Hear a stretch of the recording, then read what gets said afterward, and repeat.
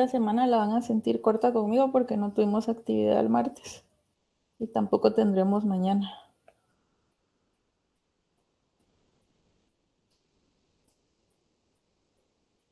Ahora, la semana pasada estuvimos hablando... ¿Sí? ¿Alguien me va a hablar? Buenas noches, licenciada, era para saludarla nada más. Ay, gracias, Nirvana, gusto de verla. Pues la semana pasada estuvimos abordando algunos aspectos interesantes. Lo más destacado de la información reciente sobre el análisis macroeconómico actual, es decir, coyuntura. Y lo vimos de una forma muy resumida porque siempre que hablamos de macroeconomía podemos abarcar un análisis más profundo y detenernos más en algunos aspectos técnicos como lo pudimos ver la semana pasada. Pero lo que yo quería es que tuvieran idea de todo lo que está ocurriendo en el mundo y cómo se relaciona con este curso. Entonces, eso para dejarles un panorama bastante general. Y desde ese día, el último que hablamos el viernes, se ha generado nueva información. El lunes, precisamente en la noche, se publicó la actualización de las perspectivas de la economía mundial por parte del Fondo Monetario Internacional. De hecho, esa va a ser una actividad que vamos a trabajar y yo les voy a proporcionar una guía de lectura donde se va a abordar ese documento y el publicado en octubre, porque esta es una actualización del publicado en octubre. Esto con la intención de que se familiaricen. Es información que esperan los mercados financieros internacionales. Los que le dan seguimiento no me dejarán mentir. Esto puede crear turbulencia porque una institución de este tipo que tiene información disponible en gran magnitud comparado con otras instituciones o algunos lugares que se dedican a esto, pues entonces si provee información sobre la posible conducción de algunas medidas o de la economía mundial en sí, de hecho presenta casos particulares, pues ya puede tener un impacto en las decisiones de los agentes económicos. Y los que siguen los mercados bursátiles ven que ahí puede tener efectos inmediatos porque ya el martes pues ya había reacciones en las bolsas de valores. Entonces me parece muy importante poder cubrir este análisis. No siempre se tiene la oportunidad de verlo. Sí, Alejandro, usted vio algo de eso, me imagino. Sí, licenciada, precisamente el día lunes estaba viendo un video, ¿verdad? Que habla sobre, bueno, de hecho usted tiene razón cuando mencionó que nos encontramos en una fase de recuperación a nivel mundial. Hablaban de la recesión, pero no recesión como tal, sino mencionaba una economista que estamos en una desaceleración. Entonces que sí hay proyecciones positivas, que baje la inflación y que pues la economía se estabilice, ¿verdad? Más allá de lo que también está pasando en China con lo de la cero tolerancia al COVID, ¿verdad? Porque están cerrando varias empresas, pues, pero sí se estima que hay una recuperación en la economía. Gracias, Alejandro. Sí, sí se dan cuenta que qué bueno que ustedes ya puedan ver con más interés este tipo de análisis que comparten algunos economistas, porque es muy interesante, es lo que se observa en la vida real. Entonces, en China sí es un caso que puede tener efectos para el mundo entero. Por eso de los cierres que implementa con esa política de cero tolerancia al COVID o con la crisis del sector inmobiliario, que todavía está creando cierta incertidumbre en el ambiente y que puede tener repercusiones más adelante. Y esto va asociado a los riesgos, ¿verdad? Entonces, todo eso se plantea en este tipo de documentos, porque también hay que buscar fuentes que presenten información útil y confiable. A veces vemos algunos blogs, pero no son de reconocido prestigio. Entonces, el Fondo Monetario Internacional sí es una fuente que todo economista debe consultar. Tienen bases de datos y yo quiero que ustedes empiecen a verlo desde ya. Es la primera vez en el curso que voy a dejar este tipo de lecturas. En Macroeconomía 3 les dejan lectura de papers, pero me pareció interesante porque veo mucho interés de parte de ustedes, entonces creo que sí va a ser beneficioso para aquellos que todavía no han tenido oportunidad de ver un informe de este tipo. Yo les voy a proporcionar a más tardar mañana una guía para abordar esta lectura, porque es lectura, yo no les estoy pidiendo todavía análisis. Eso sería lo ideal más adelante, pero es una lectura. Yo les voy a dar la guía, ahí van a ir incluidas las instrucciones, básicamente la fecha de entrega, que sería la siguiente semana, algunos requisitos fundamentales como que sea escrito a mano, no iPad. Me preguntaban en el salón anterior si puede ser en iPad, no puede ser en iPad. Les decía que la intención es que ustedes lo trabajen de forma individual. Entonces, eso es que todas las tareas acá en el curso son pedidas a mano con lapicero, para que evitar ese copy-paste que se ha dado mayor magnitud en la virtualidad. Entonces, incluso en las evaluaciones se ha observado. Entonces, por eso es que lo voy a pedir a mano, pero me parece muy interesante. Cuando lo conozcan, espero que despierte más interés en ustedes. Y eso es cuando hablamos de lo que está ocurriendo, lo que esperamos que ocurra más adelante, pero también tenemos que conocer los aspectos teóricos que tratan de acercarse a una realidad, y para ello tenemos que empezar a abordar el mercado de bienes. Hoy vamos a empezar con este análisis con aspectos fundamentales que van a ayudar a comprender esa realidad, porque a eso nos ayuda la teoría. Puede ser que en la realidad ya se empiecen a observar otros fenómenos, pero siempre partimos de la teoría. Y hablando del mercado de bienes y recordando un poco, que yo sé que ya lo han visto posiblemente en el curso previo o en otros cursos, pero el mercado de bienes es el que básicamente va donde se realizan transacciones de bienes y servicios entre los agentes económicos. Y recuérdense que habíamos hablado de un análisis de corto plazo, de largo plazo. En este momento vamos a... Si alguien compartió fue Alejandro, compartió por si les interesa. También puede compartirlo Alejandro en el Classroom para que lo tengan los dos salones. Muy bien, licenciada, está bien. Sí, siéntanse en la libertad de compartir este tipo de información. Claro, teniendo cuidado, como siempre, como les dije, con el tipo de análisis que se aborda. Hay mucho sesgo a veces de parte de algunos economistas. Recuérdense que les he hablado de que nosotros como economistas podemos adoptar una postura, abogar por el libre mercado, por el intervencionismo. Entonces, hay algunos sesgos en el análisis. Hay que tener mucho cuidado con las fuentes o que no sean amarillistas. Y Alejandro hablaba de la desaceleración. Y es que se está hablando de una desaceleración. Sin embargo, hay probabilidades de caer en recesión, pero en este momento no son significativas esas probabilidades. Entonces, eso es lo que se le va dando seguimiento, o sea, cómo va evolucionando la economía, hacia dónde apunta. Entonces, si regresamos al análisis del mercado de bienes, les decía yo que ya pensando en esas posturas que se pueden ir adoptando, hablábamos del corto plazo. Aquí ya empezamos a implementar supuestos muy fuertes, es decir, rigideces en nuestro análisis, pero esto con la intención de que más adelante vamos a flexibilizarlos. ¿Y por qué? Esto simplifica el análisis. Recuérdense que por ahí, ya lo decían antes, llegar a un número exacto puede hasta sonar imposible, a pesar de la ley de los grandes números. Se puede aproximar, pero determinar el número exacto no siempre es posible. Entonces, partimos de un análisis más general, donde se imponen supuestos, pero con la intención de poder ir agregando elementos más adelante. Y se van a dar cuenta, hoy empezamos desde lo básico, este análisis se va a complicar. Y cuando hablamos de corto plazo, ¿a qué escuela de pensamiento nos referíamos?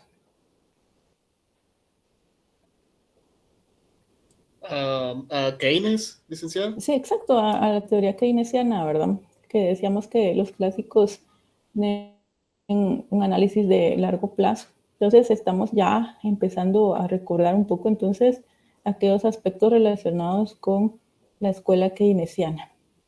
Entonces, aquí lo importante, como en todos los mercados, va a ser determinar el punto de equilibrio en la producción.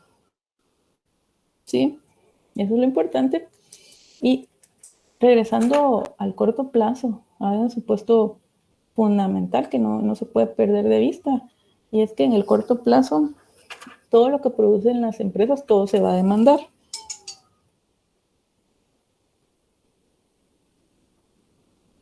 ¿Sí? Es un supuesto fuerte también y que lo vamos a ir viendo cómo lo estamos implementando y por qué. Pero bajo este supuesto, entonces decimos que todo lo que producen las empresas, todo va a ser adquirido por los agentes económicos. Recordando un poquito lo que veíamos en las clases previas, decíamos que la demanda agregada es equivalente al PIB. Veíamos, de hecho, a manera de resumen, algunas igualdades, en algunos casos sinónimos, para poder llegar a este recordatorio. Y ya empecemos con la notación, que es algo que van a poder encontrar algunas diferencias en la literatura, pero es solo cuestión de notación. En la macroeconomía pues es igual, independientemente del grado de magnitud con el que se aborde la matemática. El análisis puede ser simple o complicado, pero en todo caso los sectores que se abordan generalmente son los mismos. Y aquí estamos hablando de demanda. Empiezo con la notación. La demanda va a ser igual a Z. Demanda de bienes igual a Z, y Z va a ser equivalente al consumo más la inversión más el gasto del gobierno más las exportaciones menos las importaciones. ¿A qué dijimos que era igual lo que marqué con el corchete? Exportaciones netas, licenciada. Sí, es igual a las exportaciones netas, correcto.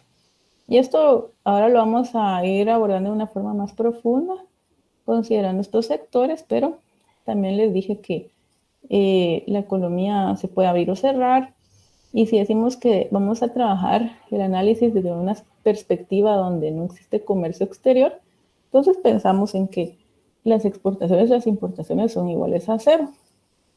Por lo tanto, las exportaciones netas también. Entonces, ¿cómo nos quedaría la demanda? ¿Cómo nos quedaría Z ahora?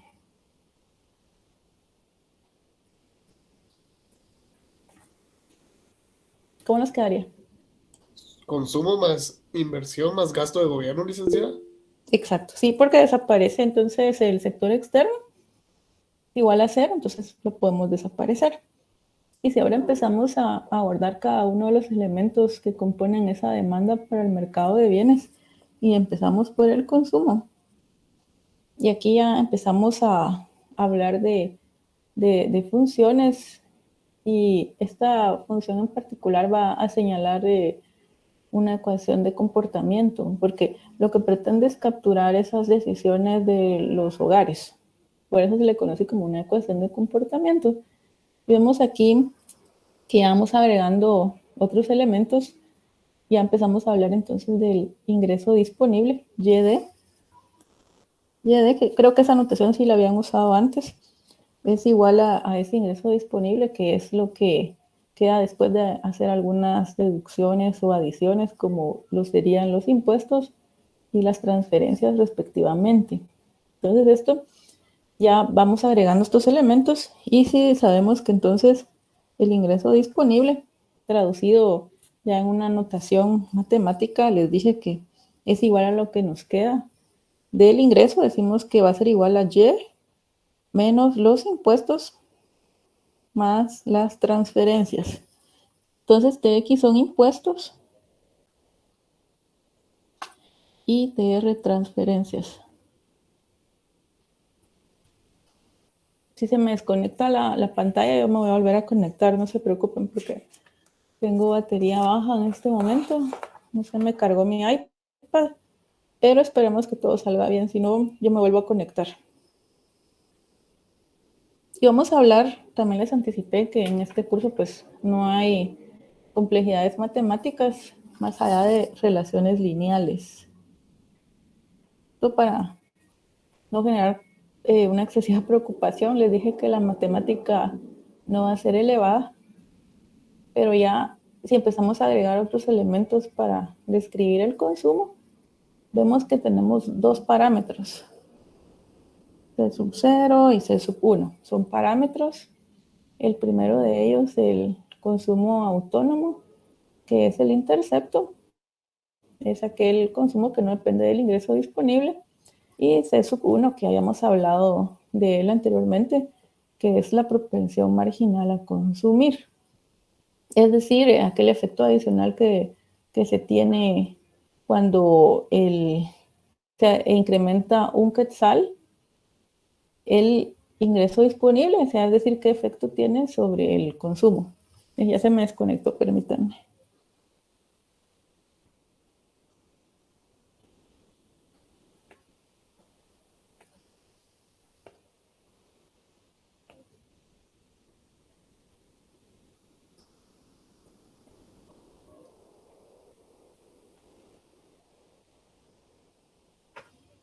Sí, se va a estar apagando un poco. Bueno, entonces les decía, ¿cuánto dijimos que era esa propensión marginal a consumir para países como Guatemala? Recuerdo que era 0.9, creo yo. Sí, ajá, esto pues recuerden que va cambiando dependiendo de la información que tengamos disponible. Es decir, que podríamos pensar en leves ajustes cada 3 meses, que es cuando se publican los datos para el PIB trimestral. Pero en general sabemos que para países como Guatemala, países en desarrollo, va a ser muy cercano a 1. ¿Sí? Licenciada, se volvió a desconectar. Sí, sí, eso estaba viendo. Vamos a ver. Si es que no sé por qué no me cargó y cuando tiene ya muy poca batería se me desconecta.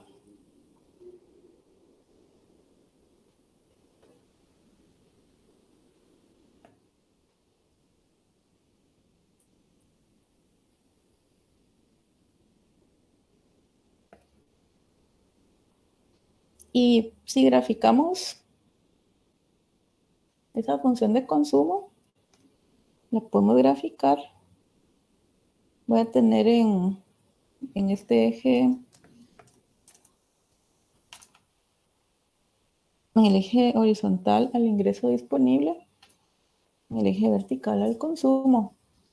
¿Cómo sería esa función si la trazo? ¿Sería positiva o negativa? La pendiente. Esa relación, ¿cómo sería? ¿Qué piensan ustedes? ¿Positiva? ¿Cuál sería la lógica de que tengamos esa relación positiva? ¿Puede responder alguien más? Ajá. Para mí es negativa, licenciado. No es positiva, licenciada, porque conforme aumentan nuestros ingresos, podemos consumir. Y Alejandro, ¿por qué me decía que era negativa? Porque digamos que nuestro nivel de demanda va a disminuir a nivel de nuestro consumo, ¿verdad? Que tenía, bueno, o sea, tenemos graficados, mientras se me carga un poquito, que tenemos graficado el ingreso disponible y el consumo. Son esas dos variables, Alejandro, las que estamos relacionando. ¿Sería así la lógica entonces? Sí, bueno, yo sí lo veo, pero tal vez estoy equivocado. Sí, es como decía María Isabel, a medida que aumenta el ingreso disponible, el consumo va a aumentar. Yo lo voy a dibujar.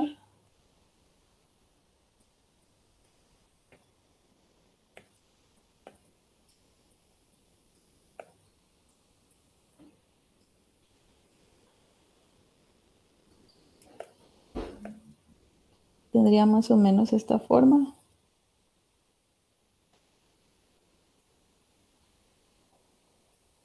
Consumo autónomo más C sub 1 por YD.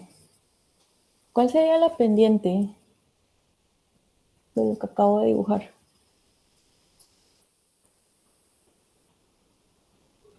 La propensión, licenciada. Sí, gracias Osvaldo. La pendiente sería igual a C sub 1. Sí, bueno, y Alejandro, la lógica que tiene esta relación es que a mayor ingreso, pues existe más consumo. Es decir, que el consumo va a aumentar cuando aumenta YD, pero menos que 1, si vemos la forma funcional y la línea que acabo de trazar. Sí le queda claro, Alejandro. Sí, licenciada, gracias. Entonces, y dijimos que el consumo está en función del ingreso disponible. Y también dijimos que el ingreso disponible es igual a Y menos los impuestos más las transferencias. Dejemos los impuestos aquí. Entonces, el consumo va a ser igual a C sub 0 más C sub 1 por Y menos TX, ¿verdad? ¿Sí? Esto por el lado del consumo. Pero tenemos otros elementos dentro de la demanda y el siguiente es la inversión. Ya les había anticipado precisamente cuáles son esas variables exógenas. Tenemos dos tipos de variables cuando estamos trabajando en cierto análisis o modelo económico y básicamente son variables endógenas y exógenas. Las variables endógenas son las que no dependen de otras variables dentro de ese modelo. Y por su lado, las exógenas son aquellas que no van a ser explicadas dentro del modelo porque no dependen de esas variables. O sea, es contrario a las primeras. Las endógenas sí dependen de otras variables. ¿Sí? No sé si me expliqué bien. Sí, licenciada. ¿Sí? Entonces, y hago esta aclaración ya en la diapositiva porque empecemos a analizar ya la inversión, pero desde un punto de vista muy general y vamos a imponer otro supuesto, un supuesto más ahora relacionado con la inversión. La vamos a trabajar inicialmente como una variable exógena. Generalmente en nuestros modelos las variables exógenas las denotamos como una barrita sobre ellas y barra, ¿sí? Generalmente así van a encontrar la anotación en la literatura, independientemente. Sí, por ahí alguien iba a hablar. Perdón, esa es una variable cuando tiene la barrita. Exógena, Ah, exógena, ok. que no depende de otras variables, que no puede ser determinada dentro del modelo. Eso vamos a tratar así en este momento la inversión. En la vida real, claro, la inversión depende de otras variables que más adelante vamos a ir flexibilizando, porque este análisis se va a ir complicando, pero partimos de lo básico hasta lo complicado. ¿Sí? ¿Alguien más? Perdón, licenciada, dijo que la inversión era una variable ahorita en este modelo exógena, ¿verdad? Exógena, sí. En este momento sí, va a ser una variable exógena. Se me desconectó otra vez. Bueno, ahora, antes de que se me conecte nuevamente, ahora pensemos en el otro sector, que es el gasto del gobierno. El gasto del gobierno pues va a señalar la política fiscal de los países. Y si hablamos de política fiscal, ¿sí, Gary? Ligda, perdón, se desconectó, creo Sí, yo. se me desconectó. Estoy dando unos segundos mientras hablamos un poco de el gasto del gobierno. Entonces, cuando hablamos de política fiscal, ¿de qué variables estamos hablando?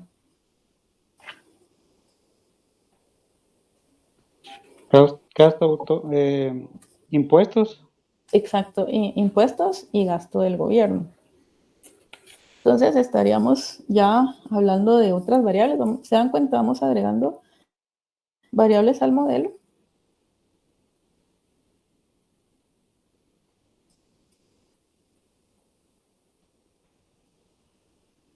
Y aquí está nuevamente.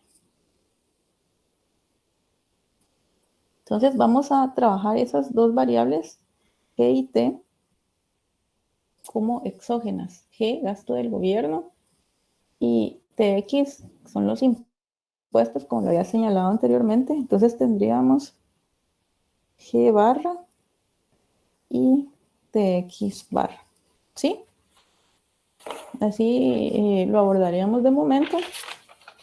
Y luego, como en todo mercado, cuando hablamos de cualquier mercado, siempre hablamos de las fuerzas que lo mueven, buscando un equilibrio. Y si ya empezamos a pensar en equilibrio, tomando en cuenta esas restricciones, las funciones que hemos abordado hasta aquí, pensamos en que, como en todo mercado, ese punto se encuentra cuando la oferta Y, en este caso, es igual a la demanda Z. Estamos hablando del mercado de bienes. Y si se recuerdan, dijimos que Z es igual a C más I más G. Y si ahora, para simplificar, yo defino T como impuestos más transferencias, para simplificar. Estoy definiendo, esto es importante en los modelos, todas las definiciones y planteamientos. Entonces, siempre se deja indicado para que no exista confusión. Entonces, tendríamos que Y es igual a Z, que es C sub 0, más C sub 1 por el ingreso disponible, más la inversión, más el gasto del gobierno, ¿sí? Pero dijimos que el ingreso disponible era igual a Y menos los impuestos más las transferencias, o la Y menos T, ¿sí? Más las dos variables exógenas. Entonces, tendríamos que Y es igual a C sub 0 más C sub 1 por, desagregando T, entonces, Y menos TX menos TR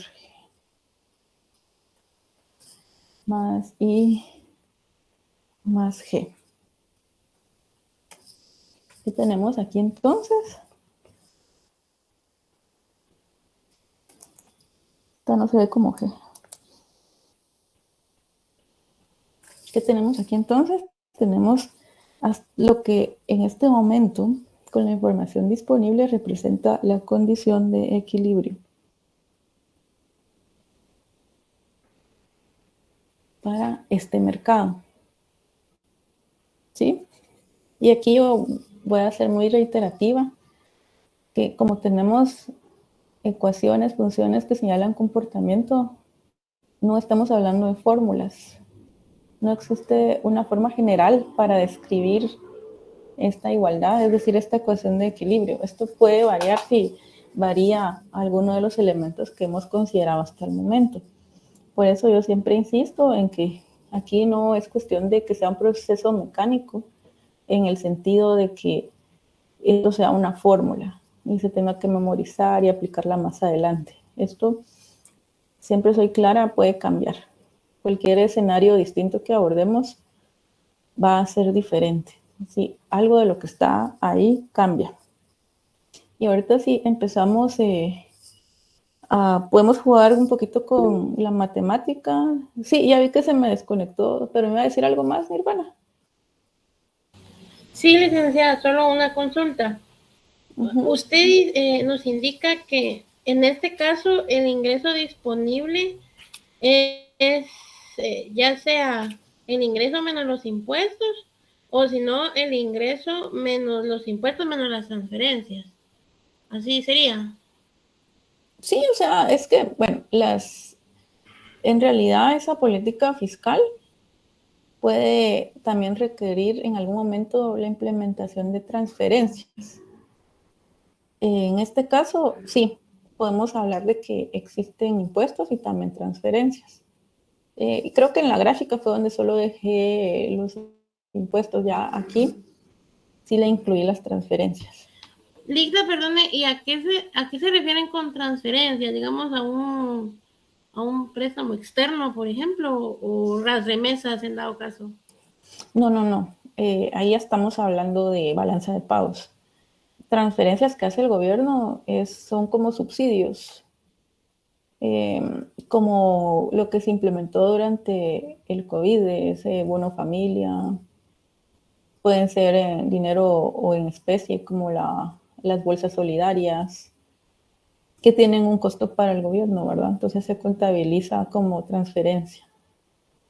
En este contexto del mercado de bienes, porque si hablamos de remesas, sí son transferencias, pero que vienen en flujos de divisas del exterior, entonces se contabilizan en un registro estadístico denominado balanza de pagos. Esto cuando se abre la economía.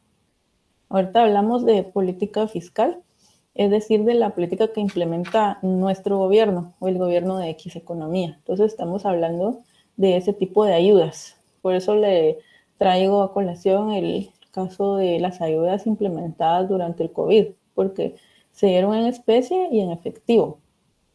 Sí me sigue, Nirvana.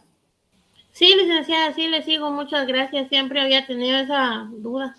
No, sí, siempre que tengan una duda, por favor, no duden en preguntar. Si yo no tengo la respuesta en el momento, pues más adelante lo puedo resolver. No siempre tiene uno todas las respuestas, pero trataré de resolverla, si no es durante la clase, a la siguiente. Entonces ustedes planteen, no se preocupen. Para eso es este espacio. Ligda, una pregunta ya que estamos ¿Sí? ahí en dudas. Preguntas varias. Ajá. ¿Ese gasto de gobierno exógeno a qué se refiere? Ese es el consumo del gobierno. El gobierno realiza compra de bienes y servicios. Es decir, que contrata servicios o adquiere bienes por parte de las empresas para su funcionamiento. ¿Sí? Pero digamos, empresas del exterior, ¿no? O nacionales también puede ser. Pueden ser nacionales. Por ejemplo, si se construyen carreteras, tiene que comprar el material y tiene que pagar los servicios de la empresa que construya esa carretera. Eso se contabiliza dentro de los gastos del gobierno. El consumo, el consumo del gobierno, así como nosotros como hogares consumimos, vamos al súper y adquirimos bienes, también el gobierno lo hace, porque necesita adquirir ciertos productos o servicios, ¿sí? Estos pueden ser, como tenemos una economía cerrada, pues estamos hablando de que adquiere bienes y servicios de aquí mismo, pero también los puede adquirir del exterior en algún momento. Sí, Alejandro, ¿está bien? Sí, muchas gracias, licenciada. Bueno, vuelvo a conectar, que me va a desconectar más seguido porque ya no me queda casi nada, no sé por qué no me carga. Pero vamos a intentarlo.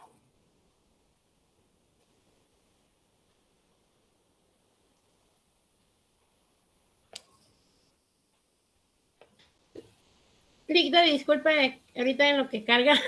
Sí. El consumo autónomo es el que no depende de qué dijo.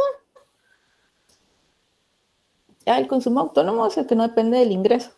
Qué bueno que me lo recordó. Un ejemplo de consumo autónomo, ¿alguien lo tendrá?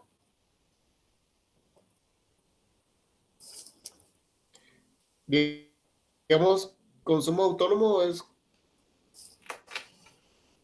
lo que nosotros hacemos con nuestro dinero, ¿va? Digamos que yo tengo ahí 50 quetzales y pues los uso para consumir, ¿verdad? Eso es ser un autónomo que no depende de nadie, sino de mí. Pero depende de su ingreso, ¿o no? Sí, depende del ingreso. Entonces, ese no es consumo autónomo. Por ahí Mario dice, ¿qué dice Mario? Consumo de alimentos. Pero si esos alimentos para comprarlos necesita un ingreso, entonces no es consumo autónomo. ¿Algún ejemplo mientras me carga? Lick, podría poner Licenciada. como ejemplo que una persona coma, aunque no esté trabajando. Gracias, Osvaldo. ¿Me iba a decir algo, Marlene? Lo mismo que dijo Osvaldo, licenciada. Sí, pensemos, era un ejemplo que me dan en el primer periodo de aquel ingreso que no lo devengamos directamente, sino que si recordamos la época de primaria o básicos, cuando los papás generalmente le dan a sus hijos una cantidad semanal, generalmente para poder comprar su refacción, algunas cositas. Entonces, los niños no trabajan, ¿verdad? Ese es un consumo autónomo porque están recibiendo ese dinero, pero ellos no están trabajando, no es su propio ingreso. Si lo vemos así, de esa forma. O aquel dinero que damos, por ejemplo, a las personas que viven en la calle, no tienen casa, ¿verdad? Entonces, ese dinero que ellos reciben para comprar sus alimentos, si es que se los dan en efectivo, eso no depende del ingreso porque ellos no tienen ingreso. ¿Sí? ¿Sí queda claro, Nirvana? Sí, licenciada, muchas gracias. A ver, aquí Abel dice, es el consumo que hacen las familias o personas que tienen ingresos, siempre van a consumir. Sí, para poder subsistir necesitamos consumir, ¿verdad? Entonces, a nivel macroeconómico se registra dentro de esa parte autónoma que no depende del ingreso. Por eso les planteaba ese ejemplo de las personas que no tienen hogar, pero a veces están pidiendo ayuda en la calle. Entonces, eso que se les da es autónomo porque no depende de su ingreso porque no tienen ingreso. O lo que decía Osvaldo, ¿verdad? Bueno, vuelvo a conectar.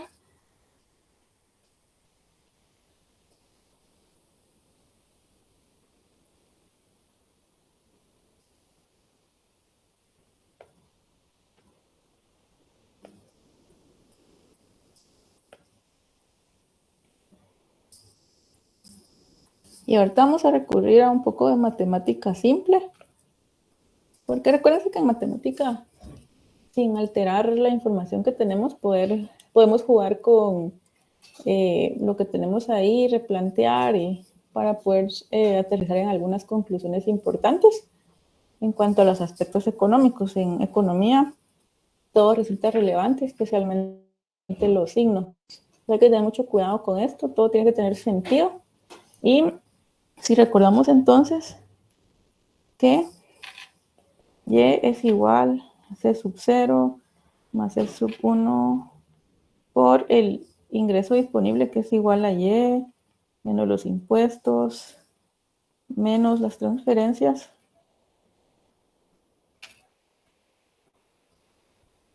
más el ingreso, que es exógeno, más G, que es exógeno también. Bueno, ¿qué podemos hacer ahora para simplificar? Aquí recordamos que esto puede ser denominado solo como T. Entonces tendríamos que Y es igual a C sub 0 más C sub 1 por Y menos T, más I más G. Y si operamos para eliminar los paréntesis, tenemos que Y es igual a esa parte autónoma del consumo, más C sub 1 por Y, menos C sub 1 por T, más las dos variables exógenas hasta el momento. ¿Qué podemos hacer ahora? Podemos dejar de lado izquierdo todo lo que depende de Y. Tenemos por aquí esto, lo puedo pasar entonces del lado izquierdo. Entonces me quedaría Y menos, porque cambia de signo, C sub 1 por Y, que va a ser igual a C sub 0 menos la propensión marginal a consumir por T, más la inversión, más el gasto del gobierno. ¿Qué podemos hacer ahora? Si observan lo que tenemos del lado izquierdo. Sacarle un factor común, licenciado. Exacto, podemos sacar el factor común. Entonces tenemos que Y va a ser igual a qué sería igual entonces? Entonces estoy confirmando si me siguen. 1 menos C sub 1. 1 menos Sí, C sub 1. Y todo lo del lado derecho me queda igual. Sí, a veces les pregunto solo para confirmar que no se me han dormido. ¿Cuál es la intención de haber sacado factor común? es despejar para y, ¿verdad? Entonces, si despejamos para y, nos queda que y es igual a, paso 1 menos e sub 1 del lado derecho dividiendo, porque estaba multiplicando 1 partido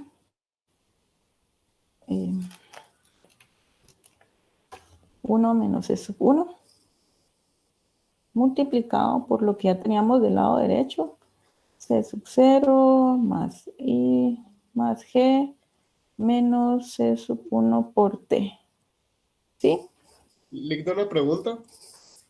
¿Sí? ¿Sí, Alejandro? Al final todo lo de arriba puede ser, disculpe, puede ser dividido con lo de abajo, ¿verdad? O sea, sin necesidad de poner este 1 que puso usted del lado izquierdo. Sí, pero es lo mismo, pero aquí quiero destacar dos aspectos fundamentales, por eso dejé 1 partido 1 menos e sub 1, pero si solo tengo lo que tengo en el corchete de partido 1 menos e sub 1, matemáticamente es correcto. Yo creo puede que dejar así. Ahí lo que va a hacer usted es sacar el multiplicador, ¿verdad? Exacto, sí. Entonces, como les dije, estábamos jugando un poco con la matemática para encontrar algunos determinantes fundamentales abordando el mercado de bienes. Entonces, ¿cuál es el multiplicador, Alejandro? El multiplicador es 1 partido 1 menos la proporción marginal a consumir. Sí, este sería el multiplicador. ¿Y qué representaría todo lo que tenemos en el corchete?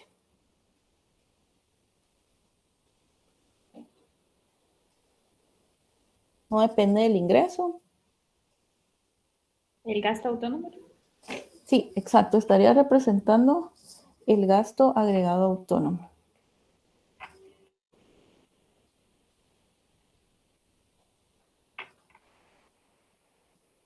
¿Sí? Eso es lo que podemos destacar. Por eso es que estábamos jugando un poco con el álgebra, haciendo algunas operaciones sencillas. Y el multiplicador, si se dan cuenta, ¿qué valores puede tomar la propensión marginal a consumir?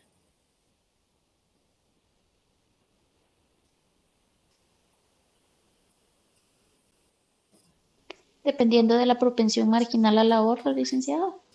Ajá, pero ¿qué valores puede tomar en la vida real? Hace un momento los compañeros dijeron que era 0.9. Para Guatemala sí, pero en general, ¿qué valores puede tomar? Menor a 1, licenciada. Osvaldo, gracias Osvaldo. Sí, María Isabel. ¿Entre 0 y 1? Sí, exacto, puede tomar valores entre 0 y 1. ¿Por qué? Porque recordemos que es el porcentaje que se destina al consumo. Países como el nuestro dijimos que se va a aproximar a 1, pero puede ser que sea un caso contrario donde se ahorra más, como el caso de las economías avanzadas. Su valor va a ser cercano a 0.5, por ejemplo. Es decir que puede ser que se ahorre todo, va a adoptar valores de 0, o que se consuma todo el ingreso, entonces sería igual a 1. Entonces adopta valores entre 0 y 1. Y si recordamos, tenemos 1 partido 1 menos e sub 1. ¿Cuál sería el valor? Entonces, sin usar números, se dan cuenta que podemos obtener deducciones importantes. ¿Cuál sería el valor del multiplicador? A priori ya sabemos, sabiendo que la propensión marginal a consumir alcanza niveles entre 0 y 1, tenemos un numerador 1 partido 1 menos e sub 1. ¿Cuál sería el valor de este multiplicador entonces? No lo tengo en pantalla porque creo que en este momento no necesito proyectarlo, pero ¿cómo sería? ¿Mayor a 1? Sí, exacto, mayor a 1. ¿Sí están de acuerdo con María Isabel? No la escuché. María Isabel dijo que eso... ¿Quién fue el que no escuchó? María Isabel. Sí, yo escuché, me quedé... Yo estaba hablando de usted y usted me contesta. No, Sí. Estaba diciendo que, como decía María Isabel, es mayor a 1. Les preguntaba a los demás si están de acuerdo. Sí, licenciada, porque digamos, dentro de esta ecuación C no puede ser 1, entonces media vez tengamos un valor menor a 1 dividiéndolo, siempre nuestro resultado va a ser mayor al denominador denominador creo que es el numerito que va arriba. Sí, el 1. 1 partido 1 menos es 1. Me conecto nuevamente.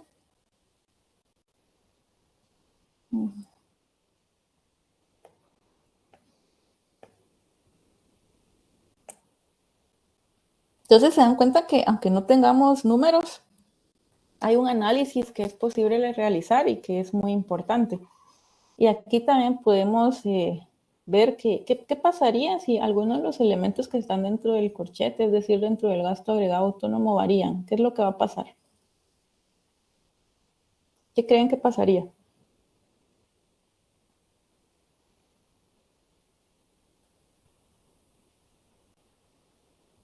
No entendí muy bien la pregunta, licenciada. ¿Qué pasa si varía alguna variable del gasto agregado autónomo? Sí, ¿qué pasa? Que en base a todo lo que tenemos ahí, a esa imagen. Pues vieron así a grandes rasgos, no afectaría en nada con el multiplicador, ¿verdad? Porque Pero con el ingreso. Con el ingreso, pues puede aumentar o disminuir dependiendo. Exacto. Es decir, que variaciones en la parte agregada autónoma tienen influencia sobre el ingreso, sobre Y. Eso es lo que podemos, sin utilizar números, o sea, a priori podemos ver que si algo de lo que tenemos dentro del corchete cambia, ya sea en una dirección hacia arriba o hacia abajo, pues en esa magnitud puede afectar al ingreso, ¿sí?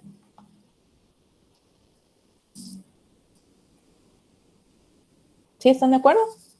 Sí, licenciada. Digamos que en este caso, como es la unidad del multiplicador, pues no afecta, ¿verdad? Pero si el multiplicador sí influye en el resultado de nuestro Sí, ingreso, ¿verdad? el multiplicador también puede influir, es decir, que afecta el nivel de ingreso cuando cambia. El multiplicador, sí, por supuesto que se afecta también. Como estamos abordando un análisis ceteris paribus, si cambia el multiplicador ceteris paribus, afecta también el ingreso. Se dan cuenta sin usar números. Ya para ir despertando esa intuición, todo va cobrando sentido y recobrando el análisis de equilibrio. Como en todo mercado, ese punto se encuentra cuando la oferta es igual a la demanda. Y si pensamos entonces en que el PIB, que es la producción, es igual a C más I más G, y dijimos que eso era igual a Z, entonces PIB es igual a la oferta, Z es igual a la demanda. Se me apagó otra vez. Pero ya nos falta muy poco. ¿Qué manda? Ya no quiere, Ligda. Ya no quiere, no sé. Es que no sé por qué no se me cargó para la siguiente semana, si me voy a asegurar. Y nunca me había pasado, tal vez me falló el cargador. Entonces, ya nos falta poquito para cubrir lo que vimos en el primer periodo. ¿Dudas hasta el momento? ¿No? No, licenciada. Gracias, María Isabel. Entonces, espero que les esté resultando interesante el análisis hasta el momento. El análisis todavía es muy simple. Cuando sientan, se va a complicar un poquito. Vamos a ver si, porque ahora sí se me apagó de una vez.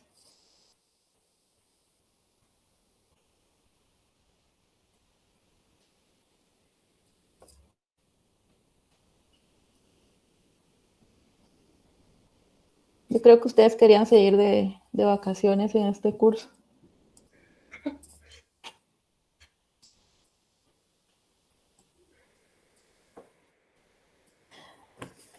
Bueno, si no saben qué, lo voy a dejar hasta aquí para no entretenerlos más. Nos recuperamos el martes, mañana no hay clase. La siguiente semana seguimos con el análisis para el mercado de bienes. Pronto vamos a entrar también al mercado de dinero. Lo importante es que puedan trabajar en los laboratorios o actividades asignadas para poder ir acumulando puntos. Son puntos valiosos, la verdad. Los que ya conocen el curso sabrán que cualquier punto resulta vital en algún momento. Entonces voy a empezar con esa guía de lectura que voy a colgar las directrices a más tardar mañana para entregarlo la próxima semana. Y el viernes, que sí tendríamos clase, ya pensaríamos en el primer laboratorio, que dependería el avance que tengamos en estos días, que ya no queda mucho, solo 2 sesiones. De repente lo empezarían a hacer en el periodo de clases, porque no les puedo pedir que lo terminen si no hemos cubierto hasta ese punto, que es más o menos ya analizando ambos mercados. Entonces, eso es lo que tendríamos para la siguiente semana. Yo continuaría con ustedes donde lo dejé hoy, con el análisis de oferta y demanda. Para el mercado de bienes, no sé si tienen algún comentario o duda. Ligda, perdone. Sí, Gary. Fíjese que yo no aprovecho porque ahorita me metí a ver el Classroom y no sé por qué ya no me aparece la clase. Yo recuerdo que ya me había asignado acá en el link que me había compartido, pero ya no la tengo acá en Classroom. No sé si me podría compartir nuevamente el link. Sí, claro. Sí, qué raro, ¿verdad? Sí, ya me había asignado, pero no sé, ahorita que entré no me aparece ya. No sé, no sé qué pasó. Si no se preocupe, lo comparto sin problema. Gracias.